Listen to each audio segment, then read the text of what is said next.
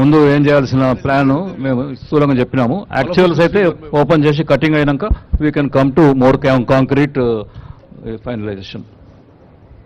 సరే, మురళీధరరావు గారు మీ ప్రెజెంటేషన్ కోసం ధన్యవాదాలు. As a government I can only say that we are alarmed, we are deeply concern. అంటే ఇప్పుడు మొత్తం కాళేశ్వరం ప్రాజెక్టు ఈ 3 బ్యారేజెస్ మీద బేస్డ్ ఉంది. టోటల్ ప్రాజెక్ట్ అవును, total 1 lakh crores investment of the people of Telangana is based on these 3 barrages. Now these 3 barrages, sorry, for whatever reasons, okay, one barrage has pier foundation has sunk. Second, Annaram barrage లో cracks and leaks applied. So ఇప్పుడు now see about the investigation, inquiry, the judicial inquiry, repair work. What is of serious concern is, ఇది ఇప్పుడు black 7 లో discover అయింది, other blocks లో investigation అవుతుంది.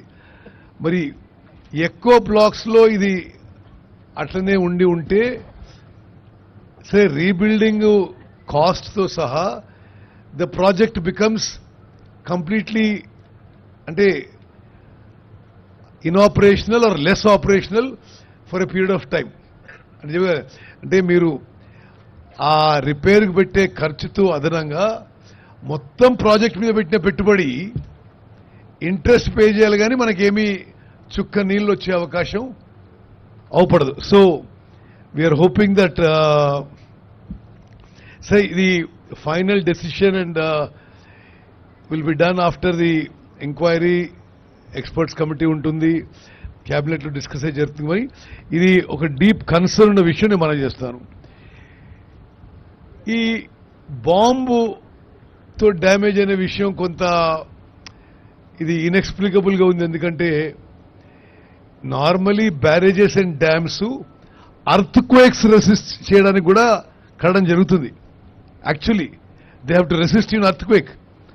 మరి ఇంత బాంబు ఏమైనా డ్యామేజ్ చేస్తున్నారు, అది it is totally doesn't look appropriate. ఇప్పుడు మీకు తెలవడానికి total project cost of Kaleshwaram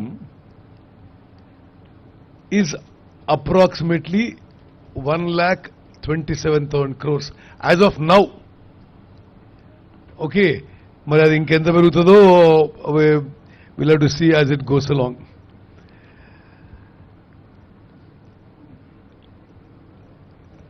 అంటే నేను approximately financial burden on the state of Telangana when Kaleshwaram project is completed will be about 10% cost of finance తీసుకుంటే 13,000 crores a year.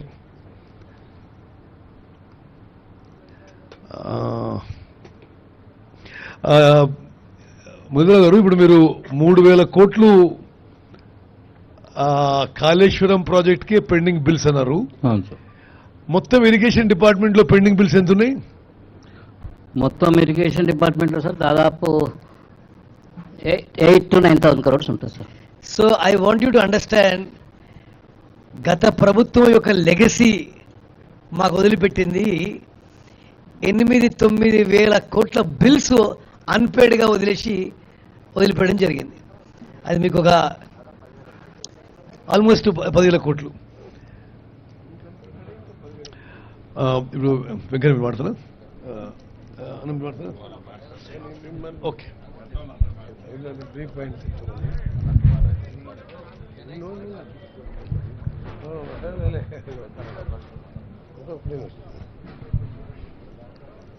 గౌరవ మంత్రివర్యులు ఇరిగేషన్ శాఖ మంత్రులు ఉత్తమ్ కుమార్ రెడ్డి గారికి ముందుగా ధన్యవాదాలు తెలియజేసుకుంటూ, ఎంతో మందికి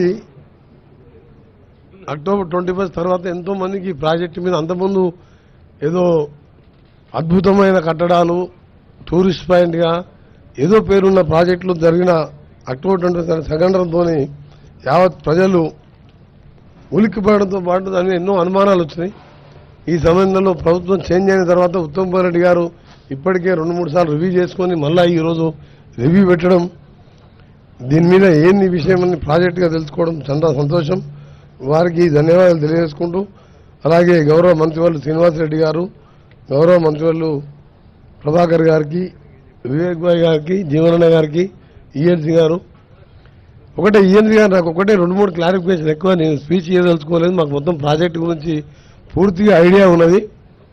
ఎందుకంటే 2004 కాళేశ్వరం ప్రాణహిత చెవుల్లో మొదలుపెట్టినప్పుడు కూడా నేను ఇరిగేషన్లో మీ అన్ని సబ్జెక్టులో కూడా అప్పుడు నేను గౌరవ అప్పటి ముఖ్యమంత్రి ఎవరిళ్ళు నన్ను ఇన్వాల్వ్ చేసి ఆ ప్రాజెక్టులో విజిట్ పంపించును.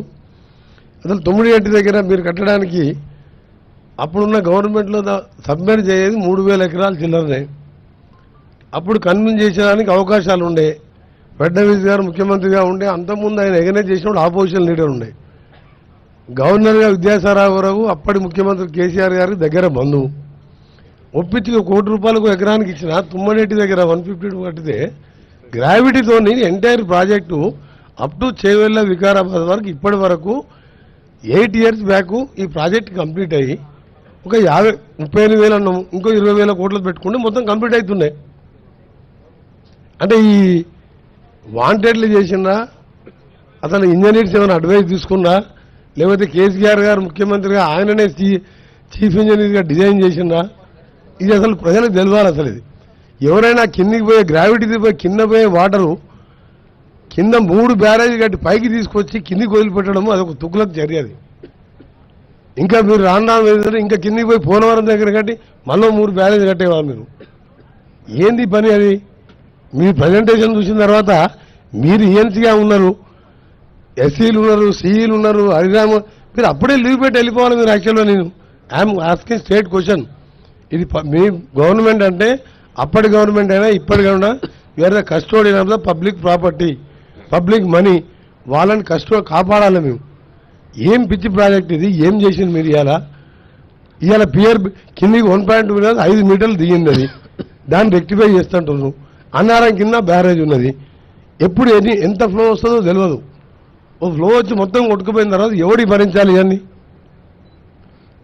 రెండోది, అవసరం లేకుండా మీరు రిజర్వాయర్ పేరు మీద 3rd TMC తీసుకొని ఎవరో కేసీఆర్ బంధువుకు మీరు అది కట్టిపెట్టి నామినేషన్ మీద, అంటే అండర్స్టాండింగ్ టెండర్ మీద, అది అవసరమే లేదు 3rd TMC. ఆ రోజు కూడా నేను అసెంబ్లీలో చెప్పిన, ఇంత వేస్ట్ ఆఫ్ మనీ చేసి ఇవాళ SLBC టన్నల్ లాంటి ప్రాజెక్టులు, గ్రావిటీతో వచ్చే ప్రాజెక్టులు, పాలమూరు రంగారెడ్డి, కల్వకుర్తి, నెట్టెమ్మ, భీమా, ఇవన్నీ కూడా మేము మొదలుపెట్టాయి 30% ఉన్నాయి. ఆల్రెడీ 10,000 కోట్లు పెడితే అన్ని కంప్లీట్ అయ్యి ప్రాణాయిత కంప్లీట్ అయితే చేవెళ్ళే వరకు నీళ్లు పోతాయి. ఇవాళ తెలంగాణ ఎక్కడ ఉంటుంది మనం? అందుకనే ఇప్పటికి రిక్వెస్ట్ ఏంటంటే, మీరు ఈ ప్రజెంటేషన్స్ ఇవన్నీ కూడా మాకు తెలిసినాయి. టోటల్గా ఇంజనీరింగ్ డిపార్ట్మెంటు సీఎం ఉన్నా సరే తప్పని చెప్పాలి మీరు. దీంట్లో నా గౌరవం